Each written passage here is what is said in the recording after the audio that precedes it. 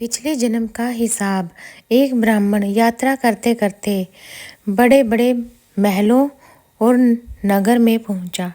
उस नगर में बड़े बड़े महलों को देखकर ब्राह्मण भिक्षा मांगने लगा, लेकिन दोपहर का समय हो गया। उसे 2 मुट्ठी अनाज तक नहीं मिला कि वह अपनी रोटी बनाकर खा सके। वह काफ़ी परेशान हो गया और अपने भाग्य को कोसने लग गया।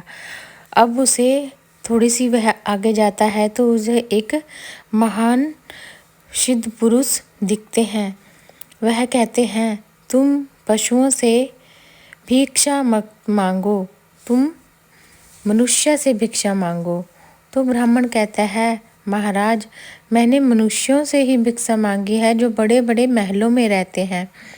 तो फिर महान सिद्ध पुरुष कहते हैं, देखो, जो तुम्हें मनुष्य लग रही हैं वह अपने पिछले जन्म का ही नहीं छोड़ पा रहे हैं, क्योंकि पिछले जन्म में कोई कुत्ता था, कोई सियार था, कोई कुछ था, और जब तक उनका मनुष्य तत्व नहीं निखरता वह मनुष्य योनि को धारण नहीं कर पाते। उनका सिर्फ शरीर ही मनुष्य है, वह मनुष्य संस्कार को अब तक धारण नहीं कर पाए। उनके संस्कार सिर्फ पशु योनि के ही हैं।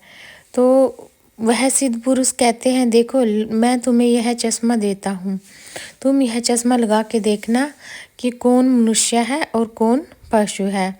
तो ब्राह्मण वह चश्मा ले लेता है और वह चश्मा लगा लेता है। वह उन्हीं महलों में भिक्षा मांगने के लिए जाता है और वह चश्मा लगा लेता है।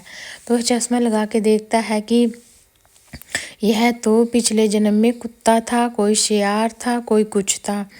तो वह थोड़ी सी आगे जाता है, वह देखता है एक जूता बनाने वाला या जूता ठीक करने वाला व्यक्ति बैठा होता है और वह देखता है कि यह मनुष्य है।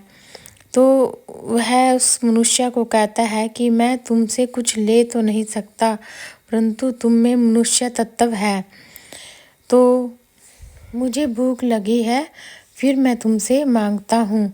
तो उस मोची की आंखों से टप टप आंसू निकलने लगते हैं और उसके पास जितने भी थोड़े बहुते जो सिक्के पड़े थे वह सिक्के वह मिठाई वाले या कचौरी बनाने वाले को देता है और कहता है, इन्हें जो भी हो खाना दे दीजिए ब्राह्मण देवता को।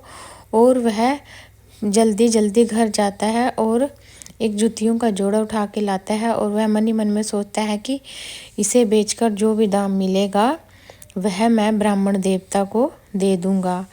अब उसी नगर का राजा जूतियां पहनने का बहुत ही शौकीन था। अब उसे कोई जूती फिट नहीं आ रही थी और कोई जूती पसंद नहीं आ रही थी। उसने मंत्री को कहा, अब इस बार तुम जो जूती लाओगे अच्छी लाओगे और मुझे पसंद आनी चाहिए। अगर वह मुझे पसंद नहीं आई या मुझे फिट नहीं आई तो तुम्हारी खैर नहीं। अगर वह मुझे पसंद आ गई और मुझे फिट आ गई तो मैं उस मोची को इनाम दूंगा। अब मंत्री देखता है, उसे वह मोची दिख जाता है और वह जूतियां वह राजा के पास ले आता है। राजा को वह जूतियां काफ़ी पसंद आती है और वह उससे फिट भी आ जाती है, मानो राजा के लिए ही वह जूतियां बनी हो। तो राजा कहता है, यह किसने बनाई है, उस मोची को तुम इधर लेकर आओ। तो राजा कहता है कि तुमने यह जूतियां काफ़ी सुंदर बनाई हैं और मानो लगता है कि यह मेरे लिए ही बनी हो, तो मैं तुम्हें इसका 5 रुपये, वैसे तो 5 रुपये की होती है लेकिन यह जूतियाँ 5 रुपये के लायक नहीं है, मैं तुम्हें 500 दूंगा और 500 इनाम के दूंगा। तो फिर मोची कहता है, यह जूतियाँ मेरी नहीं है, यह जूतियाँ तो ब्राह्मण देवता की हैं। तो फिर राजा कहता है, यह ब्राह्मण की कैसे हो सकती हैं, क्योंकि जूतियाँ तो तुमने बनाई है, तुम बनाते हो, ब्राह्मण का क्या मतलब है इससे। तो फिर वह ब्राह्मण को भी बुला कर लाता है। मोची सारी बात बताता है कि मैंने मन ही मन में राजा जी सोच लिया था कि मैं यह जूतियाँ बेच दूँ, बिक जाएंगी तो जितना भी इनसे दाम मिलेगा, चाहे 5 रुपये मिले या 500 या 1000 कुछ भी मिले, मैं यह ब्राह्मण देवता को दे दूँगा।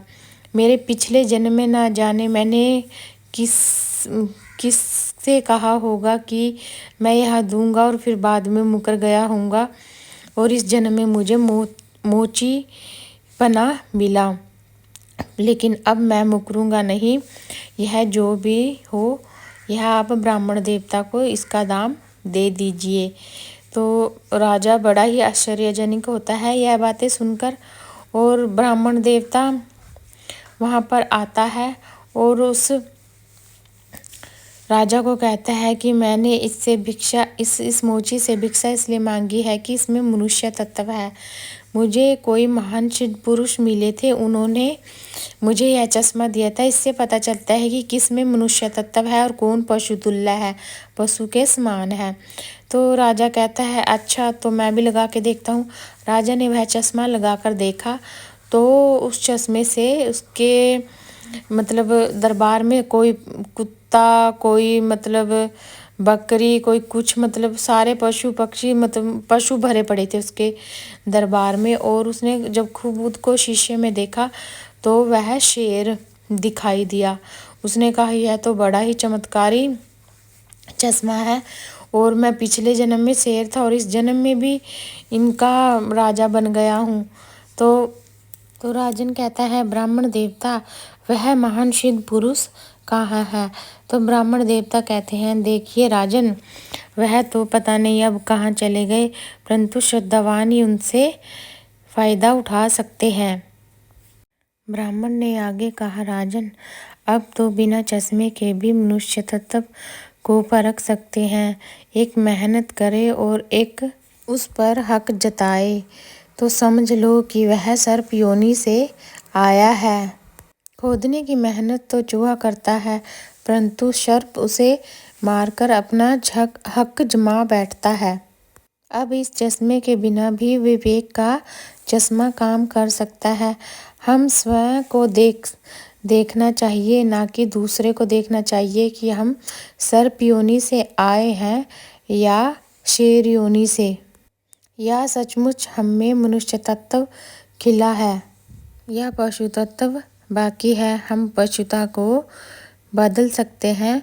हम अपने अंदर जो कुसंस्कार हैं, बुरे संस्कार हैं, उन्हें बदलकर अच्छे संस्कारों को अपना सकते हैं। इस तरह हम अपने अंदर मनुष्य तत्व का ग्रहण कर सकते हैं। अगर आप सबको यह कहानी पसंद आए तो प्लीज़ शेयर कीजिएगा, सब्सक्राइब कीजिएगा और अच्छे अच्छे कमेंट कीजिएगा। धन्यवाद जी।